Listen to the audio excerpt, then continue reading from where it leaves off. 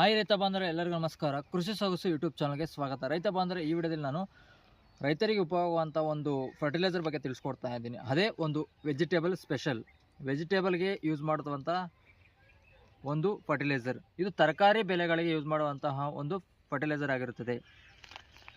ಇದ್ರ ಬಗ್ಗೆ ನಾನು ಸಂಪೂರ್ಣವಾದ ಮಾಹಿತಿಯನ್ನು ತಿಳಿಸ್ಕೊಡ್ತಾ ಹೋಗ್ತೀನಿ. ಅದಕ್ಕೂ ಮುನ್ನ ನಮ್ಮ ಚಾನಲ್ನ ಯಾರಾದರೂ ಹೊಸದಾಗಿ ನೋಡ್ತಾ ಇದ್ದರೆ ಸಬ್ಸ್ಕ್ರೈಬ್ ಮಾಡಿ, ಲೈಕ್ ಮಾಡಿ, ಶೇರ್ ಮಾಡಿ.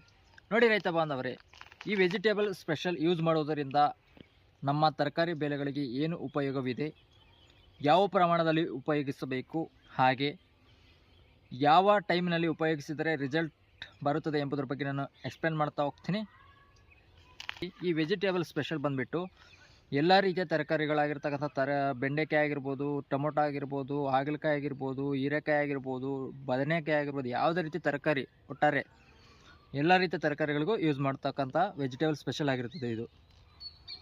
ಇದನ್ನು ಯೂಸ್ ಮಾಡೋದ್ರಿಂದ ನಮ್ಮ ಗಿಡಗಳಲ್ಲಿ ಕಾಯಿ ಮತ್ತು ಹಣ್ಣು ಉತ್ಪತ್ತಿ ಜಾಸ್ತಿ ಮಾಡಿಕೊಳ್ಳಬಹುದು. ಕಾಯಿ ಶೈನಿಂಗ್ ಕೂಡ ಬರುತ್ತದೆ. ಅಂದರೆ ಈ ಫರ್ಟಿಲೈಸರ್, ನಾವು ಯಾವುದೇ ಫರ್ಟಿಲೈಸರನ್ನು ಯೂಸ್ ಮಾಡುವಾಗ ಅದರ ಮೇಲೆ ಇಂಟ್ರಡಕ್ಷನ್ ಕೊಟ್ಟಿರ್ತಾರೆ. ಹಾಗೆ ಅದರ ಮೇಲೆ ಯಾವ ರೀತಿ ಯೂಸ್ ಮಾಡಬೇಕು ಎಂಬುದು ಪ್ರತಿಯೊಂದು ಮಾಹಿತಿ ಕೊಟ್ಟಿರ್ತಾರೆ. ಅದನ್ನು ಓದನ್ನೇ ಯೂಸ್ ಮಾಡಬೇಕಾಗಿರ್ತದೆ. ನೋಡಿ, ಈ ವೆಜಿಟೇಬಲ್ ಸ್ಪೆಷಲ್ ಯೂಸ್ ಮಾಡೋದರಿಂದ ಎಲ್ಲ ತರಕಾರಿ ಬೆಳೆಗಳಲ್ಲಿ ಹೂವು, ಹಣ್ಣು, ಕಾಯಿ ಎಚ್ಚೆತ್ತವಾಗಿ ಬರುವಂತೆ ಮಾಡಿಕೊಳ್ಳಬಹುದು. ಕಾಯಿ ಶೈನಿಂಗ್ ಬರುವಂತೆ ಮಾಡಿಕೊಳ್ಳಬಹುದು ಇದನ್ನು ಉಪಯೋಗಿಸೋದರಿಂದ. ನಂತರ ಇಲ್ಲಿ ನೋಡಿ ಯಾವ ರೀತಿ ಉಪಯೋಗಿಸಬೇಕು ಎಂಬುದು ಇಲ್ಲಿ ಇಂಟ್ರಡಕ್ಷನ್ ಕೊಟ್ಟಿದ್ದಾರೆ. ನೋಡಿ, ಇದರ ಉಪಯೋಗಿಸುವ ವಿಧಾನ ನಾನು ಹೇಳ್ತಾ ಇರ್ತಕ್ಕಂಥದ್ದು. ಇದು ಒಂದು ಬೆಳೆಗೆ 3 ಬಾರಿ ಸ್ಪ್ರೇ ಮಾಡಬೇಕಾಗಿರುತ್ತದೆ. 3 ಬಾರಿ ಸ್ಪ್ರೇ ಮಾಡಬೇಕು. ಅದರ ಜೊತೆಗೆ ಒಂದು ನಿಂಬೆ ಹಣ್ಣು ಅಥವಾ 2 ನಿಂಬೆ ಹಣ್ಣು, ಅದರ ಜೊತೆಗೆ ಒಂದು ಶಾಂಪು ಅಥವಾ 2 ಶಾಂಪುಗಳನ್ನು ಬೆರೆಸಿಕೊಂಡು ಸ್ಪ್ರೇ ಮಾಡಬೇಕು. ಇದು ಒಂದು ಪ್ಯಾಕೆಟ್ ಬಂದುಬಿಟ್ಟು 1 kg ಪ್ಯಾಕೆಟು. ಈ kg ಪ್ಯಾಕೆಟು 200 ಲೀಟರೊಂದಿಗೆ ಬೆರೆಸಬೇಕಾಗಿರುತ್ತದೆ. ಅಂದರೆ 200 ಲೀಟರ್ ಅಂದರೆ 20 ಲೀಟರ್ ಒಂದು ಡ್ರಮ್ ಲೆಕ್ಕ ಅಂತೆ 10 ಡ್ರಮ್ ಸ್ಪ್ರೇ ಮಾಡಬೇಕು. ಅಂದರೆ 1.5 ಎಕರೆ ಆ ಥರ ಇದ್ದರೆ ಇದನ್ನು ಎಷ್ಟು ಬಾರಿ ಸ್ಪ್ರೇ ಮಾಡಬೇಕು? 3 ಬಾರಿ ಒಂದು ಬೆಳೆಗೆ ಸ್ಪ್ರೇ ಮಾಡಬೇಕಾಗಿರುತ್ತದೆ. ಯಾವ ಟೈಮಿನಲ್ಲಿ ಅಂದರೆ ಇದು ಒಂದು ಗಿಡ ನಾಟಿ ಮಾಡಿದ ತಕ್ಷಣ 25ರಿಂದ 30 ದಿನಗಳ ನಂತರ ಇದನ್ನು ಮೊದಲನೇ ಬಾರಿ ಸ್ಪ್ರೇ ಮಾಡಬೇಕು. ನಂತರ 40ರಿಂದ 45 ದಿನಗಳ ಅಂತರದಲ್ಲಿ 1 ಬಾರಿ ಸ್ಪ್ರೇ ಮಾಡಬೇಕಾಗಿರ್ತದೆ. ನಂತರ 3ನೇ ಸ್ಪ್ರೇ ಬಂದುಬಿಟ್ಟು ಈ 2ನೇ ಸ್ಪ್ರೇಗೆ 20 ದಿನಗಳ ಅವಧಿಯಲ್ಲಿ, ಅಂದರೆ 20 ದಿನ ಆದ ಮೇಲೆ ಅಥವಾ 20 ದಿನದಂದು ಆದರೂ ಸ್ಪ್ರೇ ಮಾಡಬೇಕಾಗಿರುತ್ತದೆ. ವೆಜಿಟೇಬಲ್ ಸ್ಪೆಷಲ್ ಬಂದುಬಿಟ್ಟು ಯಾವ ಬೆಳೆಗೆ ಸ್ಪ್ರೇ ಮಾಡಬೇಕಂದ್ರೆ ಎಲ್ಲ ರೀತಿಯ ತರಕಾರಿ ಬೆಳೆಗಳಿಗೆ, ಟೊಮೊಟೊ, ಹೂಕೋಸು, ಎಲೆಕೋಸು, ಮೆಣಸಿನ್ಕಾಯಿ, ಈ ರೀತಿ ಹಲವಾರು ತರಕಾರಿಗಳು ಏನೇನು ಇರ್ತಾವೋ, ಹಾಗಲಕಾಯಿ ಆಗಿರ್ಬೋದು, ಹೀರೆಕಾಯಿ ಆಗಿರ್ಬೋದು, ಎಲ್ಲ ರೀತಿಯ ತರಕಾರಿಗಳಿಗೂ ಸ್ಪ್ರೇ ಮಾಡಬೇಕು. ಸ್ಪ್ರೇ ಮಾಡೋದರಿಂದ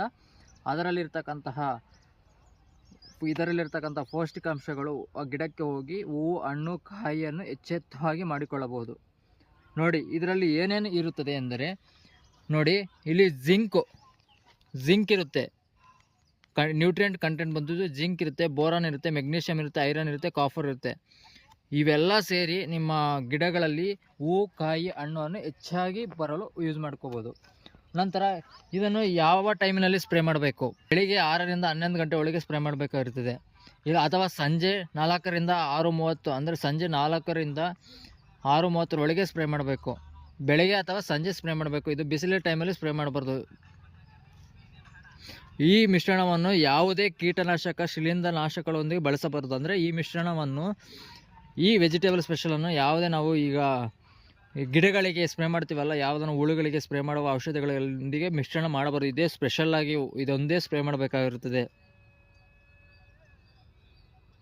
ಬಳಸುವುದರಿಂದ ನಮ್ಮ ಗಿಡಗಳಲ್ಲಿ, ತರಕಾರಿ ಬೆಳೆಗಳಲ್ಲಿ ಈಗೇನು ನಿಮ್ಮ ಬೆಳೆ ಬರ್ತಾ ಇದೆಯೋ ಅದರ 20% ಜಾಸ್ತಿ ಬೆಳೆಯನ್ನು, ಇಳುವರಿಯನ್ನು ತೆಗೆದುಕೊಳ್ಳಬಹುದು ಇದನ್ನು ಯೂಸ್ ಮಾಡುವುದರಿಂದ.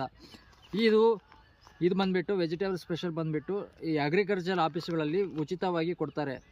ನಿಮ್ಮದು ಆಧಾರ್ ಕಾರ್ಡ್ ಪಾಣಿ ತೊಗೊಂಡೋದ್ರೆ ಎಷ್ಟು ಎಕರೆ ಬೆಳೀತಾ ಇದ್ದೀನಿ ಅಂದರೆ 1 ಎಕರೆಗೆ 1 ಪ್ಯಾಕೆಟ್ ಅಂತ ಕೊಡ್ತಾರೆ. ನೀವು ಅಷ್ಟು ತಂದು ಯೂಸ್ ಮಾಡ್ಕೋಬೋದು. ಅಥವಾ ಅಂಗಡಿಗಳಲ್ಲೂ ಕಾಸ್ಟ್ ಒಂದು 400-500ಗೆ ಸಿಗುತ್ತೆ. ಅದನ್ನು ತಂದು ನೀವು ಯೂಸ್ ಮಾಡ್ಕೋಬೋದು.